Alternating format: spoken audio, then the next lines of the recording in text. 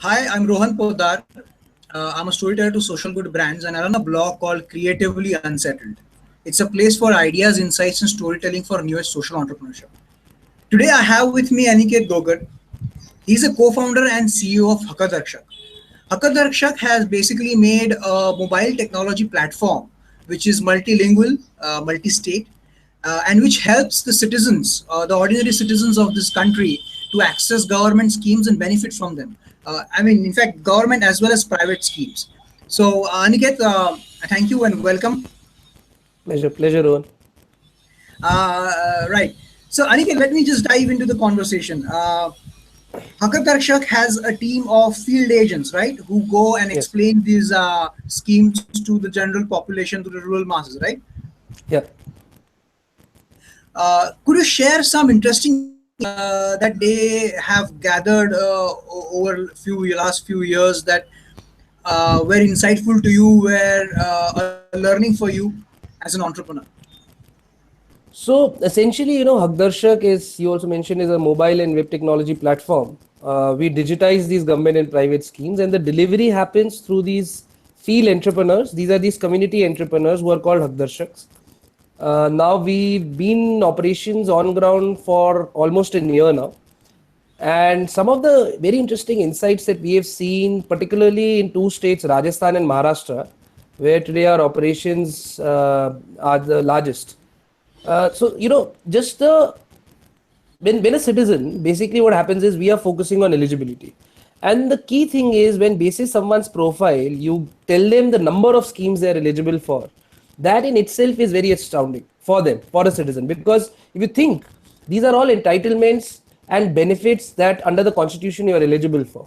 On the top of your, if you just, if I were to ask you, right, like name five schemes, six schemes, you probably name the famous Pradhan Mantri scheme, the Jan Dhan or insurance scheme, the ones you know. But in each state, in states like Rajasthan, Maharashtra, there are over 1500 schemes that are there on paper, over 800, 900 schemes that are actively getting funding. So that's each state. So we have 35 states on an average.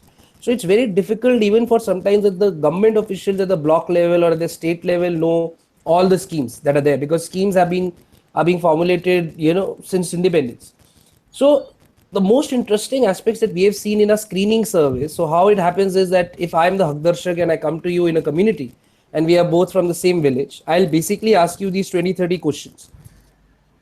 Basis the answers, these questions are mapped to the eligibility criteria of schemes. So once you answer these questions, you will be eligible. I'll be able to tell you that you are eligible for these schemes. Those schemes can be, as pension, health, education, private. So that entire flow, and we tell this with 100% accuracy. So those schemes, when you tell the citizen, that in itself is a huge push to the community and the citizen, because suddenly you know that you're entitled to all these schemes and services. The second very interesting thing in a few of our pilots, that one of the stories that I would like to share, this was back in 2015. I started this off as part of the competition, CII Intel Challenge, which was in Pune, and in the end we were the top three, one of the top three teams there. But as part of the residential program, we had to completely look at our prototype and do a pilot on ground. So one of the previous organizations I had worked in rural Maharashtra, I basically went there, had my connects there. So went in the community and started testing the app. This was in September, October 2015. And the Okay. basic idea was to tell the community what you're eligible for, right? So we encountered an old woman, which was she was about 70, 72 years old. She didn't know that she was eligible for the old age widow pension. So because she was a widow, and through our efforts, I mean, that time, because our product wasn't built end to end, so most of it happened, on paper. But we were able to tell her that, okay, you are eligible for a pension of 1200 rupees per month. And then we followed up with the few questions of a survey asking her that what are you going to do with this extra money? And it was, she said that, I'm going to now use this to use better FMCG products. I'm going to use this to send my grandchildren for tuition. I'm going to have a 500 rupee post office savings account for, the savings. So the kind of ground up, income generation that the schemes can deliver is unparalleled. Like, we cannot basically imagine the kind of impact that this amount can happen if it directly goes to the right beneficiary. because on an yearly basis, the central government budgets, this year the budget was 8.8 lakh crores for schemes that the central government has budgeted. And in addition to this, each state on an average budgets close to 1 to 1.5 lakh crores for their own schemes. And this is just Wow. government. And then we are talking about private schemes like, your HDFC Infosys scholarships, your MFI bank loans, which again amount to like tremendous amount of benefits that can reach to these people at the bottom of the pyramid. So basically, you're stepping in where the government lacks. Yeah. The government machinery, for some reason, is not able to communicate to people that this is what you are entitled to, for whatever Yeah, I reason. mean, the scale at which the government works, to be fair to them, whatever planning happens at the central government level in terms of budgets, in terms of flagship schemes, execution happens at the state level.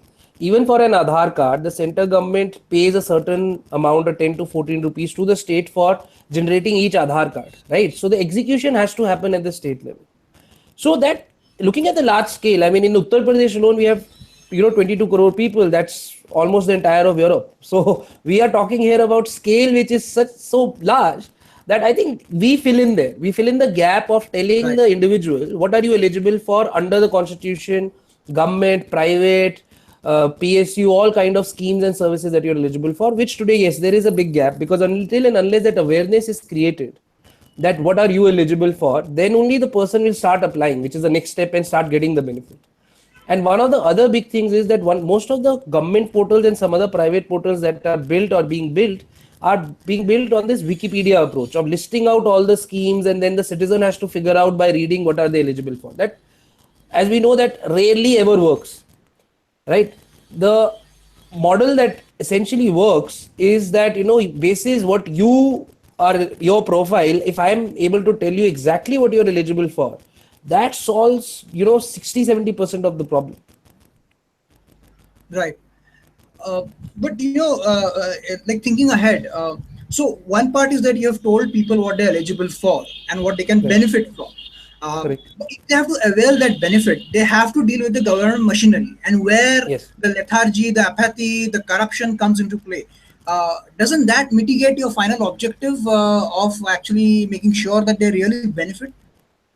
So after the screening, after we tell someone about the that you're eligible for say these 10 schemes, we have a detailed write-up of every scheme, and we tell the person for each scheme what documents you require. And as you rightly said, all these documents have to be made, and like the benefits to be availed at the government offices. Some of the departments now are digitizing and making it an open online platform, but those are still 10%. 90% of the schemes and services you still have to avail by going to your block office, gram panchayat office, and getting the work done. And the biggest obstacle for to get any scheme is the documentation. So you might be eligible for a pension scheme, and that pension scheme says for an SC/ST person, but where you, most important thing is, where do you get that SC certificate? If you are, it's a BPL, where do you get that BPL card or below income card? And that getting those documents is the biggest hassle. So with government, what we have seen so far is that the government is very, very proactive in terms of the politicians, in terms of the top level IS officers have been very supportive. Also because the narrative, the entire narrative has changed in the last 2-3 years of going digital, ensuring that the schemes like Ujjwala, LPG and all reach the citizens. So we've got tremendous response and support.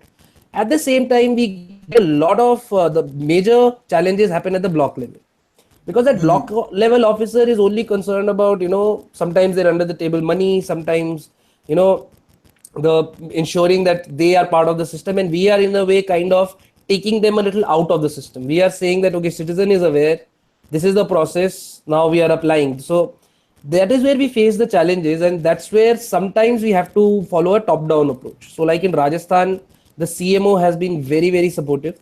The Chief Minister's office has given us a letter which has eased the process a lot.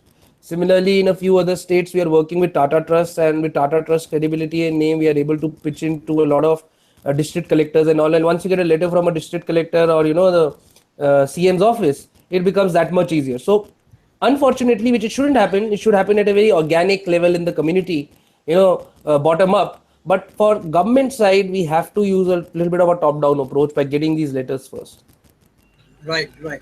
And to what level does Haqdarshak get involved? Once, let's say, you have made them aware of the scheme, you also help them in applying for the scheme, and then the documentation, etc., but making sure that they also get the benefit. Are you involved to that stage, to that point as well? So technically, we can only get involved till the time of submission. So we can apply for you, submit the form for you, get the token number, and give it to you. But if I'm applying for you, the token will come in your name. So you Right. as a citizen have to inform us whether you got the benefit or not. If in case you do not get the benefit, we have a team, support team, which will follow up with online and offline with the government departments. Why has your uh, application not processed? Usually applications don't get processed for three reasons. One, there is no budget. B, you as a citizen have given us wrong information to the government by not submitting the correct forms. Three, the government is just not processing it. In the first two cases is something that we can rectify quickly. In the third case is where then we have to do a lot of like, push through RTIs, file complaints, go to So the that's more DC like a political office. problem. Yeah, then you'll have to, then again, like there's a lot of muscle that sometimes has to be used. And uh, at the ground level, say for example, Jodhpur and or Udaipur that we have seen, at a smaller level there are a lot of these NGOs and activists who are working on particular domains. So there you will find an NGO which is working on women and child rights in Dungarpur in Rajasthan. You will find an organization working on with farmers in Nashik.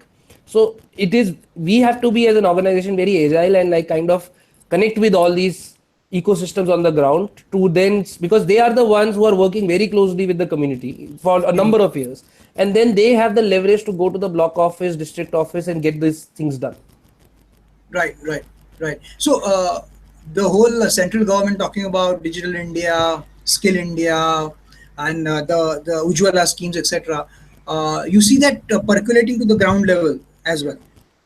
So definitely the PM flagship schemes have a huge mandate and huge push. Like we're seeing the Aadhaar, Jan account, UPI payment system, the entire Ujjwala scheme, or the crop insurance.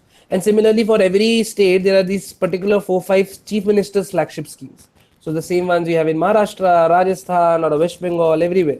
These schemes have a lot of budgets and push from the officers, and also they have a marketing and marketing budget. See, a Right. scheme essentially is a scheme. If you break it down as a English dictionary word, what is a scheme? It's a scheme for people to apply for. How will people know about it? Is by marketing, by making people aware. Then only people will apply.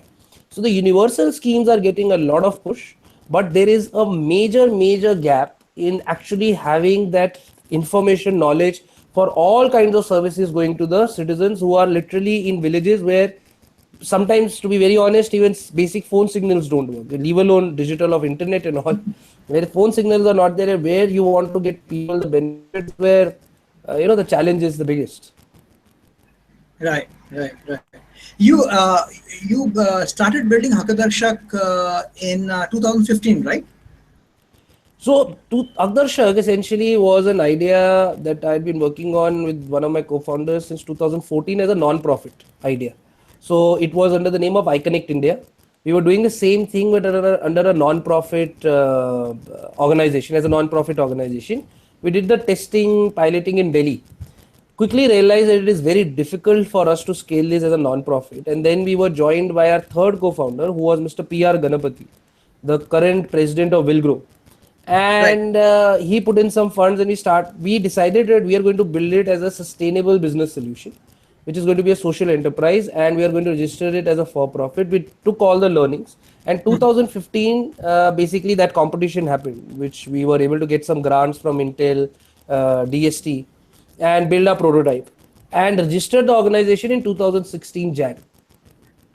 Okay. Yeah, and since then, yeah, So, right, right, right. So then, how is it? First of all, I'd like to know what were some of the challenges you encountered you building your organization. Like, for example, one thing that I can see is that you would have had to build a big army of these Hakadakshas, yeah. uh, which again is a significant challenge in terms of recruiting them, etc. But I would like to know from you what were some of the challenges you encountered when you were building this organization. So, see, Haqdarshak model, all these Haqdarshaks are essentially entrepreneurs. So, they are not on a roll. They charge the citizens and they keep the money, 40 rupees for screening, 100, 200 for application. And our Haqdarshaks earn on an average between 3.5 to 6, 7,000 rupees per month using our platform in villages, tier 2, tier 3 town slums. We charge them a fixed per month fee. That's our revenue model. So the first challenge that we encountered was to build that team, which the team is not Haqdarshak, but the in-house team, the technology team, the research team, Right. the operations and training team, getting the right kind of people. Because being a social enterprise, which is like a for-profit enterprise, but focusing on impact, focusing, working in its mind and heart like an NGO, but working for sustainability, getting the right kind of mix of people is very difficult. Because either people want to go to pure hardcore corporate for profit, or they look at like an NGO kind of an organization. To get the person who Right. is looking at social impact at the same time wanting to build something sustainable, that team was the biggest challenge. We in Jan Mm-hmm. on Jan 10th 2016, we had our first team member join us, and as of today we are close to 75 people who are working in different Wow. domains like research, operations, training, technology. And we have trained over 2500 Haqdarshaks in communities and villages Wow. across Rajasthan, Delhi, and now we are opening up 9 states. So I think team, I would sum up like the team is the biggest challenge and the biggest boon. Because once you have the right team, it's only then you can scale and scale with speed. If the Right. team is not there, I think all the ideas, because yes, obviously, as all entrepreneurs and all organizations would say that funding is a huge challenge. But I always seen, if your idea is strong and you are able to build a strong team, then I think in today's ecosystem, especially in India, getting funding honestly is not that big a challenge. Because Okay. you can reach out, the people are much more open. Even the government organizations, you can walk into a SIDBI office, NABARD office, leave your proposal, they will get back to you, is what we have seen. We have got support as a young organization from Rajasthan government, we have got support from Tata Trust, from Save the Children, with Pradhan, with Telangana government we are planning to work. So we've got that support. It's all about the execution team, which is a constant challenge. Even today, when we have 5 contracts which we have to fulfill, getting the right kind of people, building the right team is the biggest, I think, challenge. Because once you have that, I think Right. work and funding and all these things fall into place.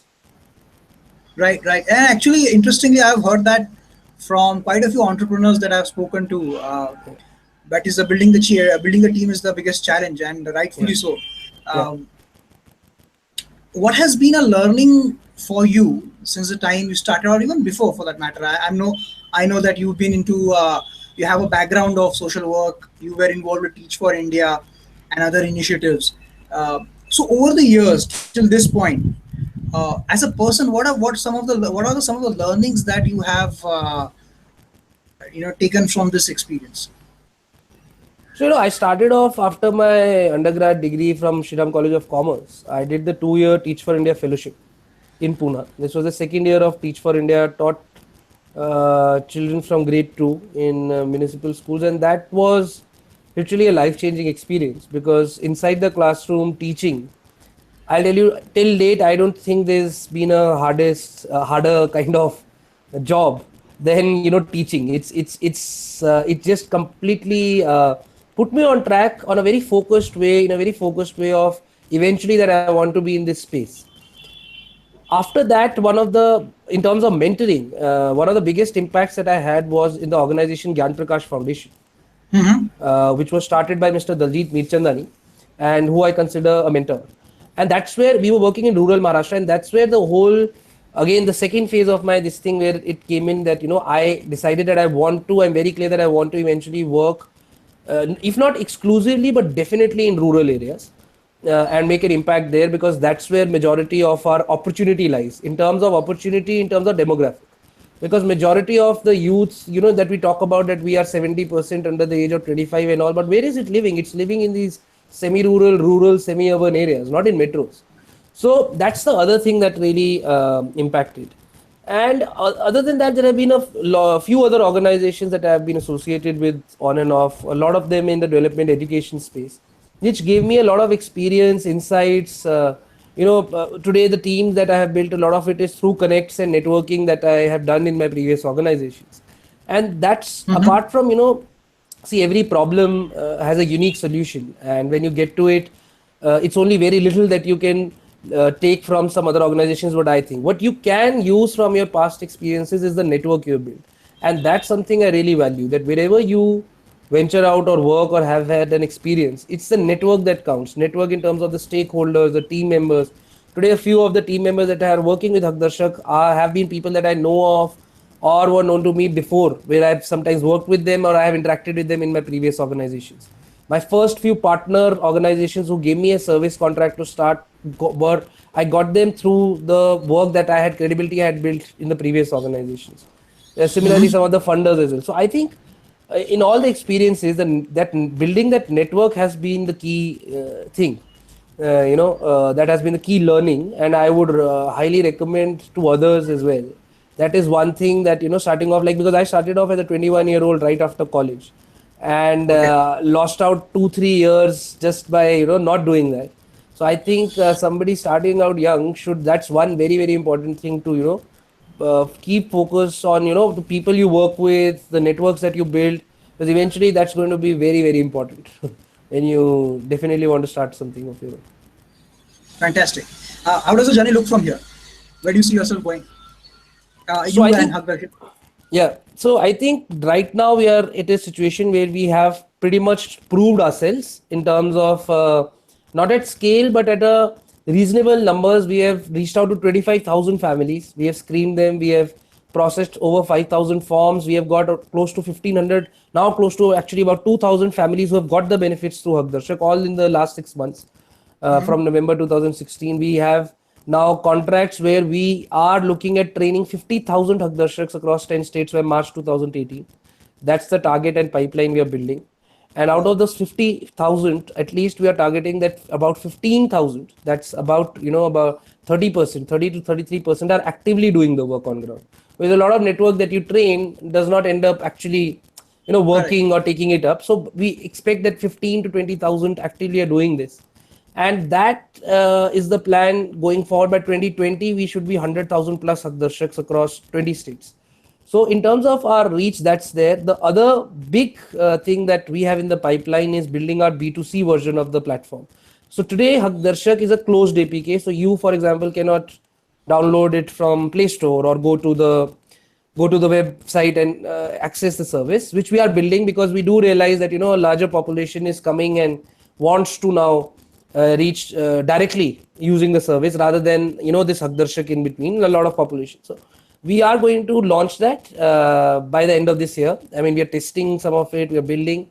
By the end of this year, Haqdarshak will be on Play Store, where then you can download Haqdarshak, screen anyone you want, pay say a nominal fee, and then you will get all the schemes and details of the schemes, how to apply, processes, everything in your email, in your SMS, through the service. Secondly, if you want a convenience service where a Haqdarshak will come to your doorstep, actually physically assist you by filling the form, submitting it into documents, that also you'll be able to do. So that will be launched by the end of this year. Right, right, right. So basically, you are trying to democratize the whole Absolutely. accessibility.